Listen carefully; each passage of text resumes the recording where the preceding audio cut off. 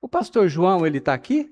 Eu acho que ele não conseguiu chegar, né? O pastor João é um vizinho nosso, que ele é venezuelano. E ele falou comigo ontem a respeito daquilo que está acontecendo na Venezuela. Eu, Sandro, não vai embora não, que eu vou te chamar. Fica aí, vai embora não. Não é hora de ir no banheiro não, Sandrinho, fica aí. Mas o pastor João, ele me ligou ontem contando a respeito da situação que a gente está acompanhando nas mídias da Venezuela. Ele pediu oração, inclusive por ele. Ele tem muitos conhecidos lá, familiares, que estão sofrendo com essa situação, terremoto ali na Venezuela. Ele falou sobre uma campanha que ele vai estar ajudando alguns irmãos de lá, de arrecadação. A gente vai entrar nisso, né? A ideia é enviar fraldas para lá, então a gente vai divulgar para a igreja assim que ele passar para nós. A gente tem um grupo ali na Itália, que é um grupo que trabalha nessas situações de catástrofes, desastres naturais, e eles estão deslocando uma equipe para lá também para o apoio, não só a questão de levar algo, mas para dar uma assistência para aquelas famílias. Hoje de manhã eu vi a última atualização, eram quase 1.500 mortos já, muitos desaparecidos, né? Uma coisa que eles não estão nem entendendo ainda toda a proporção do que aconteceu, e ainda existe o risco, né, de outros abalos. Queria chamar o Sandro aqui, para o Sandro orar, para a gente poder orar pela Venezuela agora, amém? Vamos ficar em pé.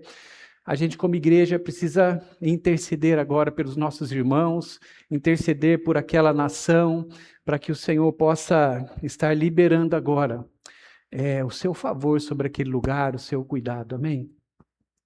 Amém. Senhor, nós, em unidade agora, colocamos a nação da Venezuela diante da Tua presença, Pai. E nós oramos, Pai. Oramos, Pai, pelo Teu amor, Pai, sendo derramado naquele lugar, Pai. Deus, uma tragédia que assola aquela nação, Pai, e sabemos que sobre os escombros o Senhor se levantará como Senhor daquela nação, Pai. Deus, eu clamo agora, Pai, pela paz, Senhor, pelo consolo, Pai, aos parentes, às vítimas, Pai, e oramos, Pai, por uma reestruturação daquele país conforme as Tuas leis, Pai. Senhor, use esse momento para manifestar a Tua glória naquela nação, Pai. Use esse momento, Pai, para ministrar o Teu amor, Pai, sobre aquelas pessoas, Pai. Nós oramos agora, Pai, por cada um que perdeu um ente querido, cada um que perdeu um familiar, Pai. Que o Senhor venha com o Teu Santo Espírito trazer o consolo sobre essas vidas, Senhor. Que o Senhor possa estar ministrando paz, amor, Pai, e um tempo novo sobre essas pessoas, Pai. Pai, por todos aqueles que estão trabalhando lá, Pai, que o Senhor dê força, ânimo, Pai, para auxiliar nos resgates, Pai. E nós oramos, Pai, pelas pessoas que estão desaparecidas, Senhor, que o Senhor os resgate, Pai. Que o Teu Santo Espírito esteja ministrando saúde, Pai, sobre aqueles que necessitam, Pai. E nós oramos agora, Pai, pelo Teu favor sobre aquele país, Senhor. Deus, em nome de manda o Teu socorro sobre aquelas pessoas, Pai. E nós oramos, Pai, por uma reestruturação daquele país, Pai. De uma forma mais breve, Pai. E que tudo isso, Pai, que aconteceu, Pai, sirva para manifestar a Tua glória, Pai. Para manifestar o Teu poder, Pai. Em nome de Jesus. Amém. Aleluia, amém. Vamos nos assentar. Glória a Jesus. Glória a Jesus por essa manhã. Amanhã que a gente está tendo o nosso culto com cheiro de feijoada. A gente já teve cheiro de frango assado outro dia. Eu não sei qual que é o cheiro mais difícil da gente poder controlá-lo, né? Mas eu creio que esse cheirinho da feijoada, pelo menos aqui, está me pegando, né? O cheirinho da feijoada, ele está chegando aqui e, meu Deus, espera que eu acho que está ligado aqui, está dando uma microfoniazinha, pronto, aí, pronto. Muito bem, gente. Queria repartir com vocês algo, mas muito importante nessa manhã para nós como igreja, porque existe uma mensagem perigosa que aos poucos tem ocupado espaço na igreja brasileira. E essa mensagem, ela prega algo que é muito sutil, que é uma ideia. Ela, na verdade, prega uma ideia de que seguir Jesus significa viver uma vida onde tudo dá certo. Quando a gente ouve essa frase, num primeiro momento, parece que é É, na verdade, aquilo que a gente acredita. Mas a gente precisa entender a dimensão de uma frase como essa. Porque seguir a Jesus significa ou não viver uma vida onde tudo sempre dará certo. E esse sempre dará certo aos nossos olhos, às nossas percepções. Será que seguir Jesus faz com que a gente tenha essa afirmação verdadeira nas nossas vidas como uma regra, como uma base segura para nós vivermos, para nós acreditarmos? Sim ou não? Tudo vai dar certo. Quem é do time que tudo vai dar certo o tempo todo? Levanta a mão. Glória a Deus. Amém. Quem é do time que está um pouco em dúvida? Não vamos falar que tipo, não vai dar nada certo, mas vamos ser francos, né? Segundo a tua experiência.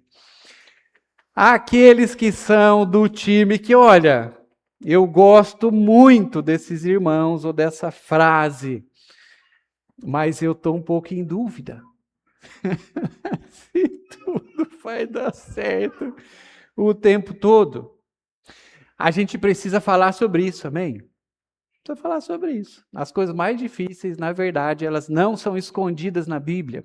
Pelo contrário, elas são trazidas para nós, elas são reveladas, e todas essas situações nevrálgicas da fé, Jesus ele tocou em algum momento. Porque são questões que elas estão sempre nos envolvendo e elas podem roubar algumas verdades, podem roubar o nosso coração, se elas forem entendidas de uma forma estranha. Mas essa mensagem que fala que tudo vai dar certo o tempo todo, não interessa, não interessa. Vai dar certo e ponto final. Essa mensagem tem um nome que se chama triunfalismo. Ei! Quem gosta do triunfalismo? Não, gostar a gente gosta, né? O tema da mensagem de hoje é o espírito do triunfalismo. O que é o triunfalismo? Eu trouxe 3 definições aqui para a gente partir desse ponto. A primeira delas, que acho que vai ser projetada agora. Ó, meu Deus! O que é o triunfalismo? A primeira explicação. É uma visão que exalta a confiança absoluta e a vitória contínua, rejeitando a realidade do sofrimento e do fracasso. Primeira explicação, conceito a respeito do triunfalismo. A gente entende uma parte, é uma visão que exalta a confiança absoluta e a vitória, mas entra algumas palavras aqui que vão reforçando algo. Vitória contínua e rejeitando uma realidade. Realidade a gente já não consegue escapar. Realidade é realidade, né? Realidade do sofrimento e do fracasso. Segundo conceito a respeito do triunfalismo, promove a ideia de que o crente, ou seja, a gente, deve ter saúde perfeita. Ei! É? Se você espirrou, está amarrado, hein? Essa ideia promove que nós devemos ter saúde perfeita, prosperidade financeira. Ai, estamos chegando lá. Associando, na verdade, o sofrimento à falta de fé. Um sofrimento talvez causado por isso, por uma enfermidade, um sofrimento causado por uma falta de prosperidade. O triunfalismo, ele associa isso, associa não ter a uma questão de fé. E em terceiro lugar, que é um conceito da psicologia. Como vocês sabem, eu sou meio psicólogo. Né? Que eu sou casado com uma psicóloga há 32 anos. Né? Então, meio psicólogo eu sou. Né, Raquel? A Raquel Raquel é psicólogo também, gente. O Emerson já. Tem que ficar uns 10 anos, pelo menos, Emerson. Que daí você vai também, que nem eu, ser meio psicólogo. A psicologia diz o quê? O termo descreve uma postura arrogante e de falsa superestima. O que é a superestima? Se acha, né? uma falsa superestima onde indivíduos fingem ser invencíveis ou constroem uma fachada de perfeição inatingível. Mas, pastor, qual é o problema dessa teologia? Porque me parece muito boa. O problema é que ela prega uma fé em que a presença de Deus é medida pelos resultados. E a gente começa a entrar num caminho que é bastante perigoso para nós. Ou seja, se há prosperidade, Deus está presente. Se há saúde, Deus está presente. E fala a verdade, se não é uma questão que muitas vezes a gente fica pensando sobre. Se há ou se existem portas abertas, é significado que Deus ele está presente, Deus está movendo, Deus está controlando. Mas o problema é que basta surgir uma simples enfermidade, ou uma perda, ou uma crise, ou um silêncio de Deus, porque a gente sabe que isso acontece. Basta qualquer uma dessas situações que a gente vai ter um bug nessa mensagem. Não é? Os mais antigos aqui lembram do bug de 2000. Quem lembra do bug de 2000, da virada de 99 para 2000, não é? Não é? O André o André já trabalhava com a parte de computação, né? O Amargedon, né? Meu Deus, qual que era a ideia? Eu não vou saber explicar direitinho, mas ó, porque você estava em 1999, ele não tinha sido programado o código para a hora que ele não entender que o 2000, na verdade, ele entender que era só o 00. Ia voltar para antes de 1900, né?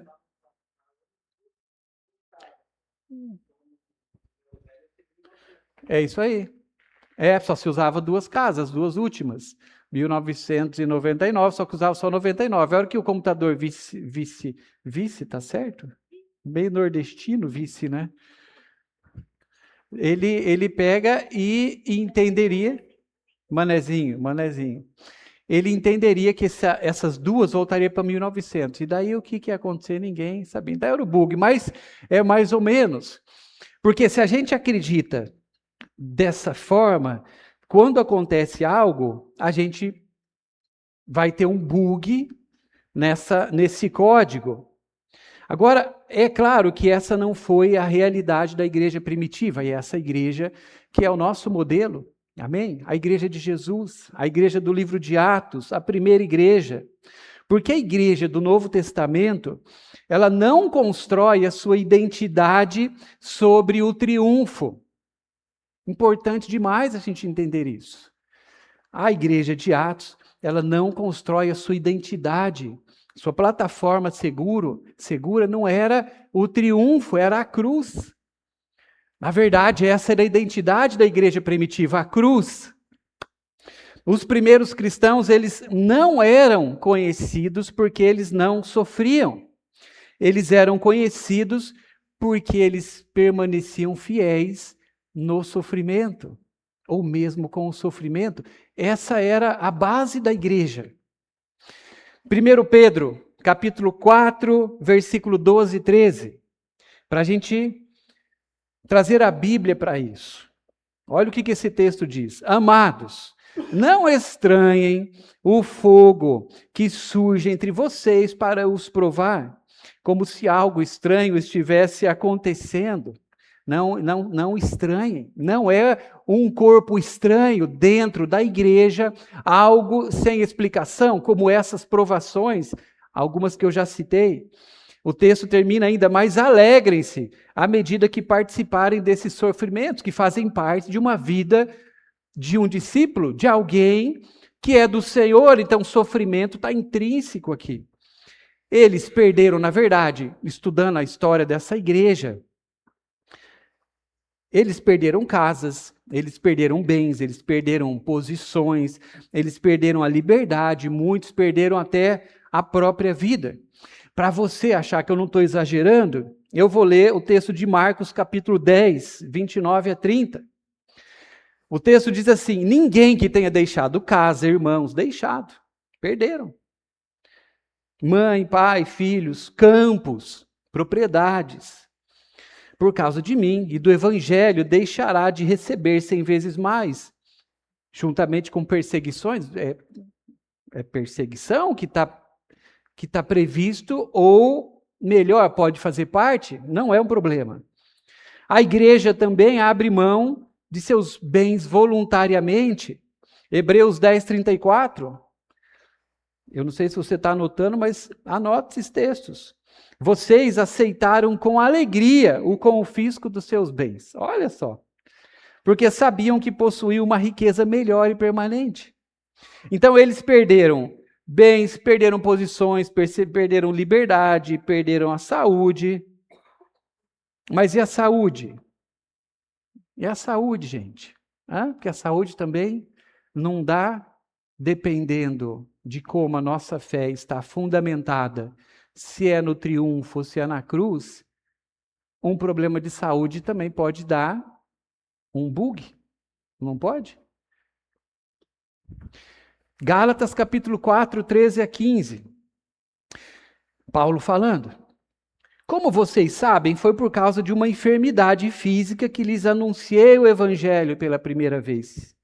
Às vezes algumas coisas passam muito rápidas pelos nossos olhos e a gente vai fixar, na verdade, a mensagem no que ela está trazendo, mas tem detalhes aqui. E um dos detalhes, eu não sei se você percebeu, mas Paulo, ele diz que ele ficou enfermo.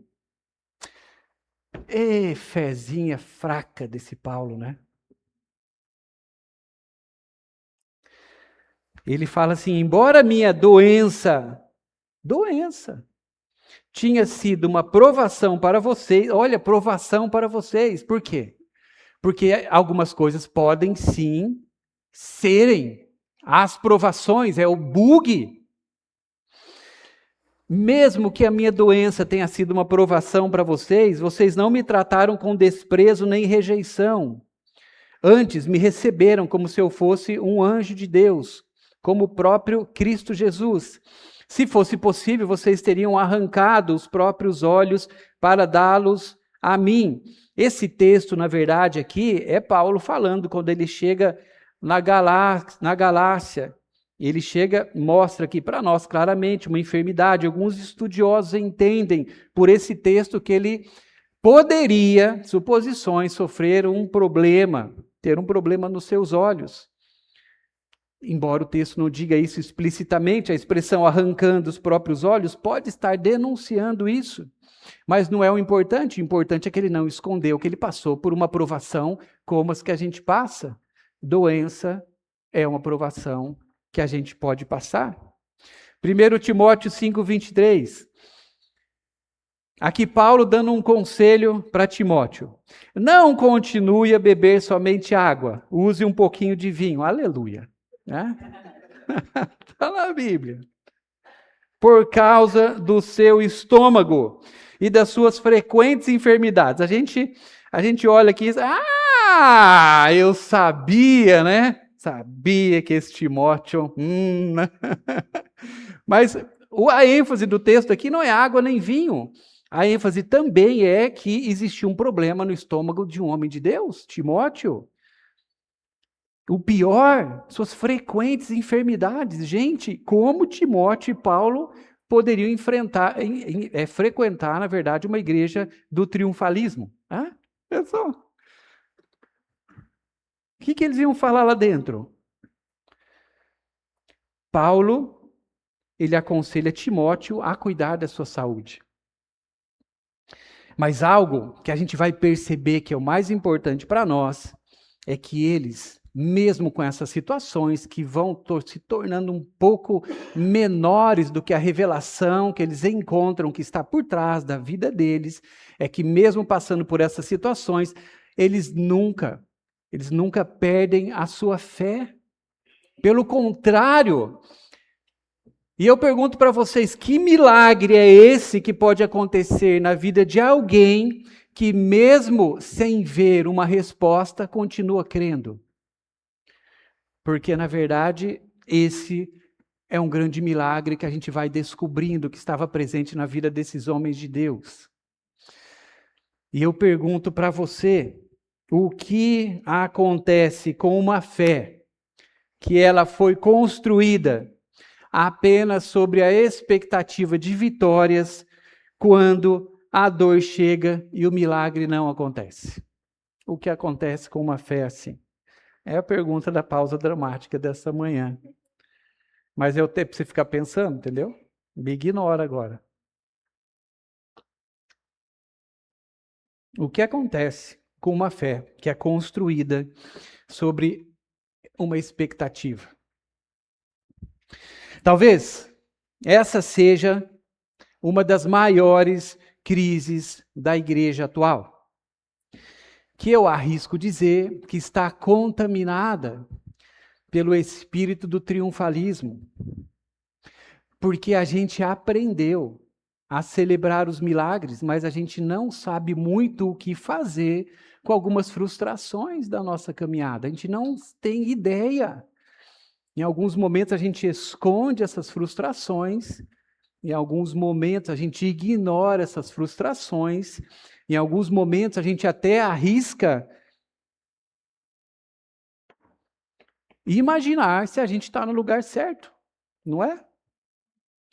E isso tem acontecido muito dentro da igreja brasileira.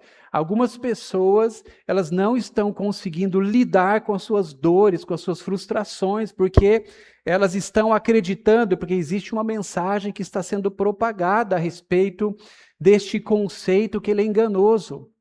Então, muitas pessoas, quando elas chegam em um lugar, ou até mesmo na sua própria vida, ela fica sem entender e ela tenta, na verdade, buscar isso num lugar onde a propaganda é uma propaganda que essas situações elas vão passar, porque aquele lugar carrega algo que, na verdade, é como, enfim, uma Disney espiritual. Já ouviram algum lugar assim? Hã? Não dá medo da gente ir, tipo, meu Deus, eu vou estragar, né? Se eu entro lá, eu levanto a minha mão, tá, mas eu só tenho uma pergunta, né? Eu tenho uma situação que eu não estou conseguindo ainda resolver, eu ainda não. O problema sou eu? Ou o problema, na verdade, é o lugar que eu estou? Ou não são esses os problemas? A gente vai ficar louco, gente. Porque essa mensagem, ela está tentando roubar, capturar o nosso entendimento a respeito do Evangelho e a respeito de quem nós somos. A gente não tem conseguido saber o que fazer num momento como esse. Muitos trocam de igreja, de mensagem. E o pior, muitos têm abandonado a fé, porque estão procurando um lugar onde alguém lhes prometa essa vida sem sofrimento. Mas essa promessa ela não foi feita por Jesus. A gente já entendeu alguns textos sobre isso. Agora, esse não é um problema novo. Porque um dos próprios discípulos de Jesus, ele passou por essa crise. E o seu nome, ele ficou marcado para sempre. E o que está por trás dessa crise, deste homem de Deus, é também esse bug que deu no sistema evangélico dele. O nome desse homem é Tomé. Você conhece pela palavra, né? Você lembra de Tomé por qual situação? O que vem na tua mente quando você ouve Tomé? Imagina Tomé chegando aqui, né? Tomé, ele chega aqui na igreja e ele vai dar um abraço ali nos irmãos da recepção. Hoje estava ali o Denis e a Andréia, né? Meu Deus, né? Pensou? O que vocês fariam na hora que Tomé chegasse? Meu Deus, Tomé, né, cara? O que Tomé está fazendo aqui?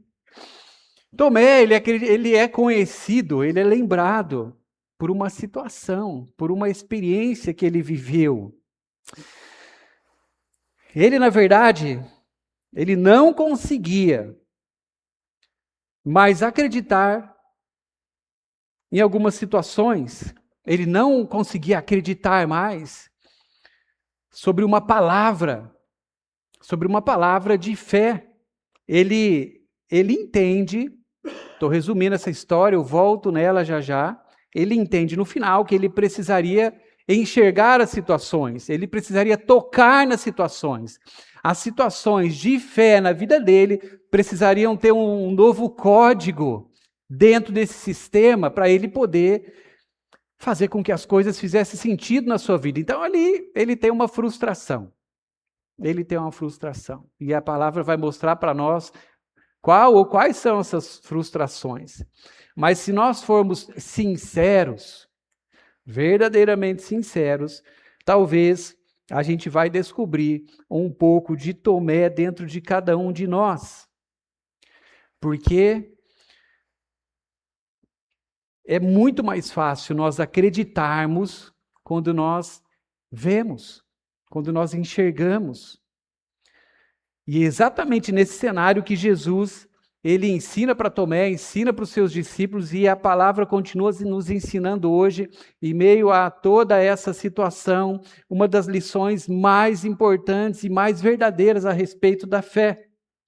Tomé, normalmente pregado como um incrédulo, ele tinha, na verdade, uma outra fama entre os discípulos e até mesmo Jesus. Ele era um homem que amava o Senhor, que vivia com o Senhor, que havia escolhido caminhar com Ele. Ele já tinha feito renúncias, ele já tinha feito muitas escolhas. Os textos bíblicos vão mostrando isso para nós. Em João 11, capítulo 11, eu não trouxe o versículo aqui porque é uma história que vai ficando longa, mas só para nós entendermos o coração deste homem. Quando Jesus ele decide voltar para Judeia, para ressuscitar Lázaro, os discípulos, eles entendendo a situação, eles falam entre eles, falam para Jesus, e Tomé estava no meio disso. Eles falam: vão matar o Senhor se você fizer essa escolha, se você for para este lugar. E Tomé é o discípulo que se levanta e diz: nós também vamos com Jesus para nós morrermos com ele. Ou seja, Tomé era um homem de fé, sem dúvida nenhuma, apaixonado e disposto a sofrer por Jesus, porque aqui está falando de um sofrimento.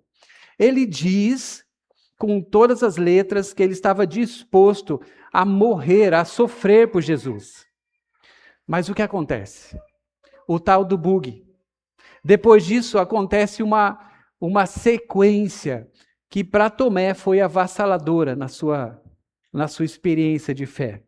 Eu não vou trazer os versículos aqui, mas simplesmente Tomé, ele vê Jesus sendo preso, ele vê Jesus condenado, ele vê Jesus crucificado, ele vê Jesus morrendo, e ele vê todas as expectativas que ele tinha aparentes sobre a fé simplesmente desmoronarem.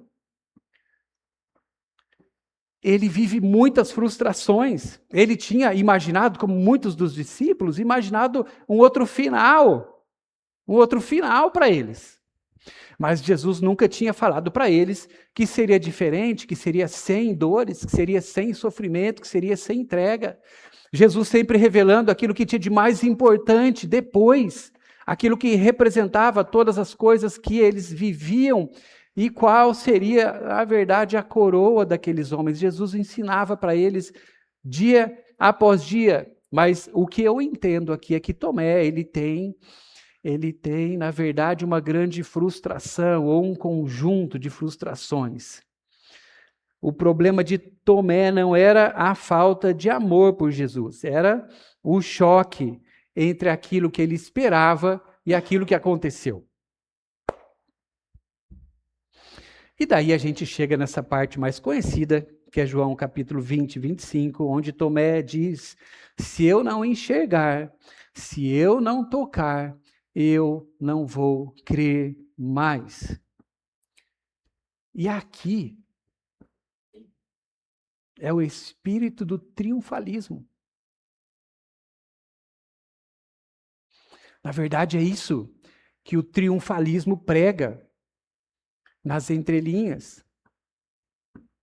Porque as coisas todas, elas vão precisar fazer sentido e elas vão acontecer.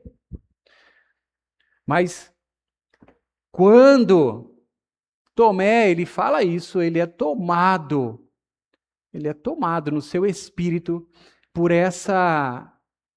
talvez esse novo código que regeria a sua fé, onde as coisas precisariam então fazer sentido para ele. O lindo, gente, é que Jesus ele não condena Tomé nesse momento. Jesus, ele amadurece Tomé. Jesus ele poderia dizer para Tomé: você me decepcionou, dizendo que a partir de agora você precisaria ver para crer nas minhas obras. Mas não, 8 dias depois, a história mostra para nós que Jesus aparece de novo para Tomé, para os seus discípulos.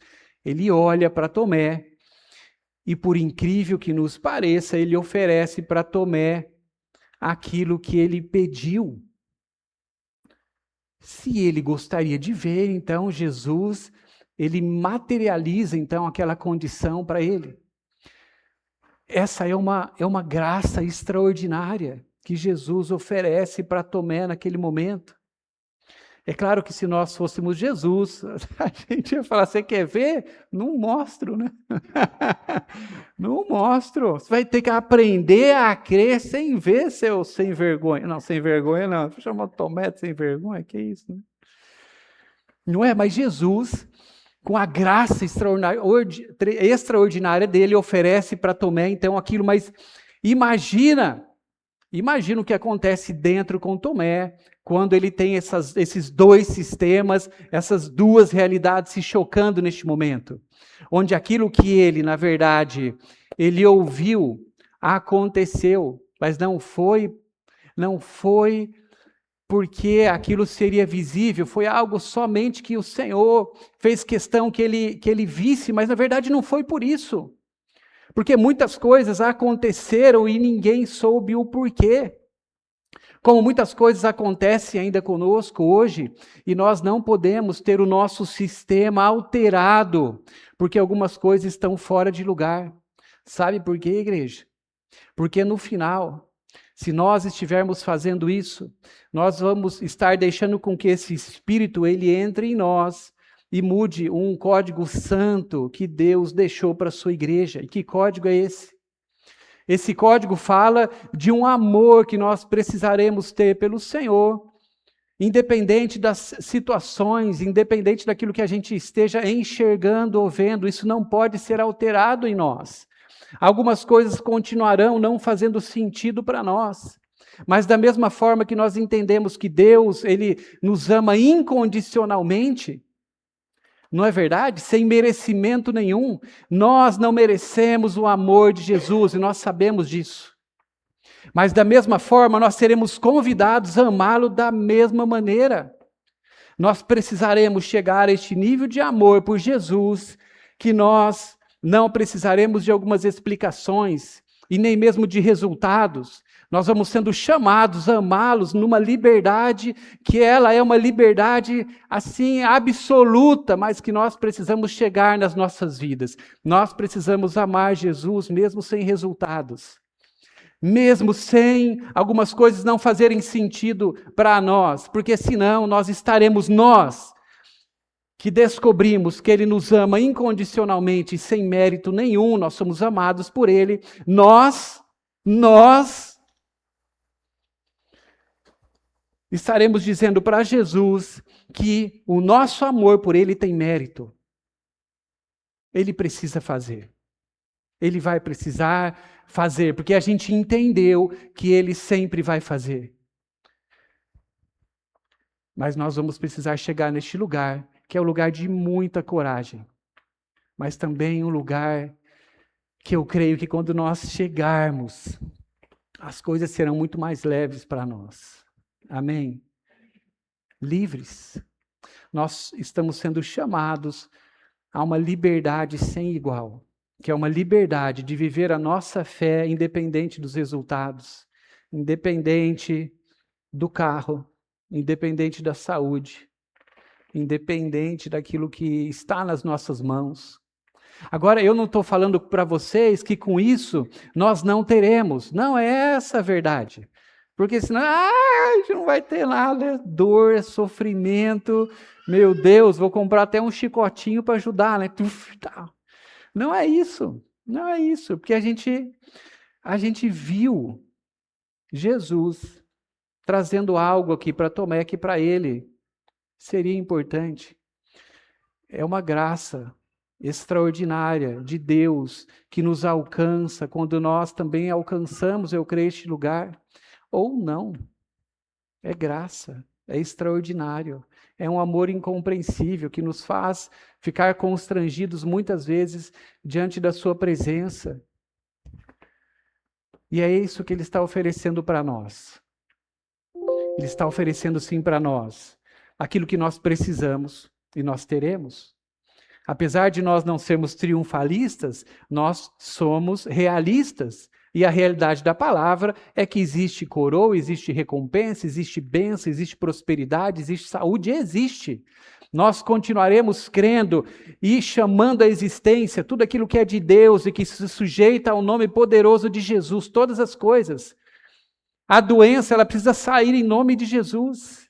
A prosperidade precisa ser a nossa verdade de vida. É uma palavra de Deus para nós, são promessas.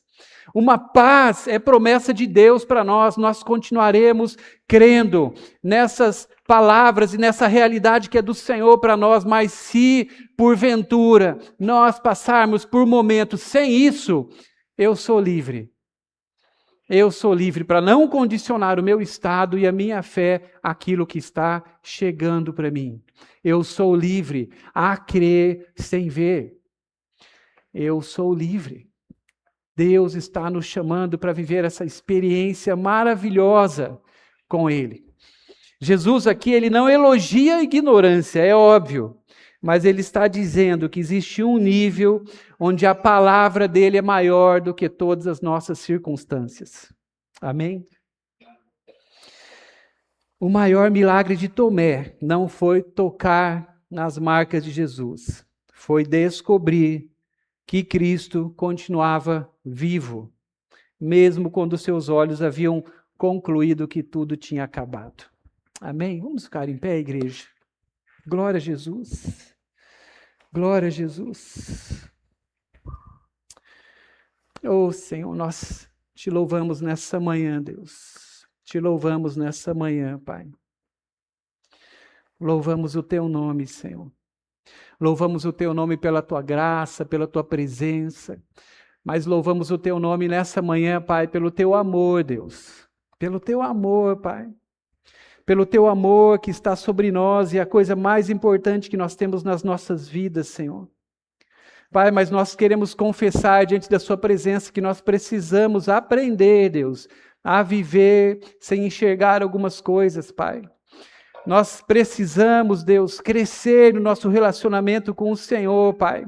Quando nós vivermos situações que não fazem parte de algo que nós construímos, que a fé nos protegeria, Senhor.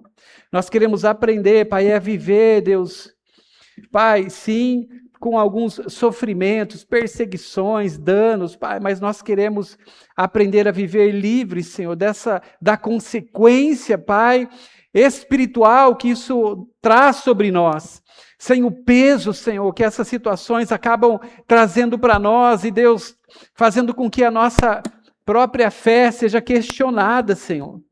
Pai, nós precisamos aprender, Deus, a viver num novo nível, Senhor. Nós precisamos, Deus, aprender a continuar confiando, Deus, mesmo quando nós não estamos enxergando ou entendendo todas as coisas, Senhor. Nós precisamos chegar neste lugar, Pai. Nós queremos, Deus, te pedir perdão nessa manhã, porque muitas vezes nós temos condicionado o nosso amor, Deus. Nós temos te tratado por mérito. Muitas vezes nós nos afastamos do Senhor porque o Senhor não nos merece. Porque o Senhor não fez. Ou porque nós não simplesmente entendemos algumas coisas, Pai. Deus, nós queremos te pedir perdão do fundo do nosso coração nessa manhã, Pai, porque essa tem sido a realidade em muitos momentos das nossas vidas, Deus. nós temos colocado aquilo que o Senhor faz ou o que o Senhor não faz, Pai. Deus, em discussão entre o nosso relacionamento, o nosso amor por Ti, Deus. Nós queremos Te pedir perdão, Pai, porque o nosso amor por Ti em muitos momentos tem sido condicional, Senhor. Mas nós queremos ser livres, Pai. O Senhor nos chamou para nós sermos livres, Pai. Livres, Senhor, livres de todo engano, de toda mentira. Livre, Pai, de tudo aquilo que prende o nosso coração, Pai, que nos afasta de Ti. O Senhor tem nos chamado a viver, Pai, essa vida de liberdade, Pai. E a maior liberdade que nós podemos encontrar nessa hora, diante dessa palavra, Deus, é que nós podemos continuar na Tua presença, Senhor. Nós podemos continuar dizendo que o Senhor é digno de glória, como nós cantamos nessa manhã. Mesmo, Pai, nós não quando não entendemos todas as coisas. Mesmo, Pai, quando nós estamos doentes diante da Tua presença, Senhor. Nós podemos cantar, mesmo sabendo que o Senhor é suficiente para nos curar. Nós podemos levantar as nossas mãos e dizer que o Senhor é digno de glória, o Senhor é digno de honra, Senhor. Pai, nós somos livres, Pai, para na Tua presença, Deus. Em meio a faltas, Pai, em meio a dores, levantar as nossas mãos e Te dizer, o Senhor é digno de glória, Pai. O Senhor é digno de honra, porque nós não Te amamos, Senhor, pelas coisas que o Senhor tem feito apenas, Pai. Deus, isso não pode estar mais entre nós, Pai. Deus, nós não queremos mais ser encontrados pelo Senhor como aqueles que Te amam, porque recebem, Deus, porque têm as coisas totalmente visíveis, Senhor, aos Seus olhos, porque os códigos fazem sentido. Pai, nós queremos Te amar, Deus, sem entender, nós queremos Te amar sem ver as coisas, nós queremos Te amar sem sentir, Senhor, sem tocar, Pai, sem apalpar nos milagres. Deus, quantas vezes nós temos deixado, Senhor, isso entrar dentro de nós e nos contaminar, Pai, mas nós nos envergonhamos nessa manhã diante da Tua presença, Senhor. Porque o Senhor nos ama sem merecimento nenhum e nós não temos nada, Pai. Nada, Pai, que pudesse agradar a Tua presença, nada que pudesse atrair a Tua presença, e mesmo assim o Senhor está aqui, como nessa manhã, Deus, o Senhor está aqui. Nós podemos sentir a Tua presença nessa manhã mesmo, Pai, nós ocupando o mesmo espaço santo que é o Teu, Senhor. Pai, mas o Senhor se revela a nós como um Deus que nos ama dessa forma, não pelo que nós também estamos fazendo. O Senhor diz que não é esse o Teu interesse por nós, não é pelo que nós poderíamos fazer pelo Senhor, não são as promessas, não são, Deus, as coisas que nós podemos fazer para talvez conquistar algo, mas é simplesmente, Deus, o amor, Deus, que o Senhor tem por nós. Pai, quantas vezes não tem sido esse o nosso amor, Pai? Nós nos arrependemos nessa manhã, Pai, nós nos arrependemos, Senhor. Eu queria fazer um convite para você nessa hora. Talvez você tenha algumas coisas que, sim, fazem parte dessas que eu trouxe aqui, que alguns homens de Deus também já passaram, e elas vão passar, em nome de Jesus. A cura vai chegar, a prosperidade vai chegar, a porta aberta, ela vai ser aberta, a porta fechada vai ser fechada. Não isso que está em jogo, essas coisas todas acontecerão, porque a palavra de Deus diz que sinais, que maravilhas acompanham aqueles que creem no nome do Senhor. A palavra também nos diz a respeito da prosperidade que nos acompanharia, a bênção do Senhor nos acompanhando todos os dias. Mas eu quero te convidar nessa manhã, mesmo se hoje você não tenha tudo ali de acordo com essas promessas, mesmo que algumas coisas estão escapando da tua mão de controle sobre como seria o certo ou o errado a fazer, a ser feito, eu queria te convidar mesmo assim nessa manhã, a nós podemos levantar as nossas mãos com liberdade diante da presença do Senhor. Você pode fazer aí no seu lugar mesmo, você pode vir à frente, mas somente faça isso. Eu quero desafiar a nós como igreja nessa manhã, para nós alcançarmos este nível de fé que o Senhor está nos chamando, a nós levantarmos as nossas mãos e adorá-lo. simplesmente adorar a sua presença, não porque Ele vai fazer algo, mas só porque Ele está aqui, só porque nós o amamos, só por isso. O nosso amor chegando à sua presença nessa hora, sem nenhuma troca, sem nenhuma condição, sem nenhum porquê, sem nenhuma coisa que nós poderíamos trazer agora, falando que, mas eu preciso disso. Você é livre nessa manhã para se libertar de tudo isso e você oferecer uma adoração, um louvor ao Senhor, somente porque Ele é digno e porque você o ama. Deixa isso fluir de você nessa hora. Deixa esse louvor, essa adoração sair do teu espírito nessa hora. Mesmo talvez não entendendo algumas coisas, deixa esse louvor e essa adoração agora alcançar o coração do Senhor que está aqui para receber aquilo que Ele é digno. O Senhor é digno, Deus, de receber o nosso amor, de receber a nossa contemplação, de receber a nossa honra, somente porque o Senhor é digno, Deus. É digno, Deus. É digno, Deus.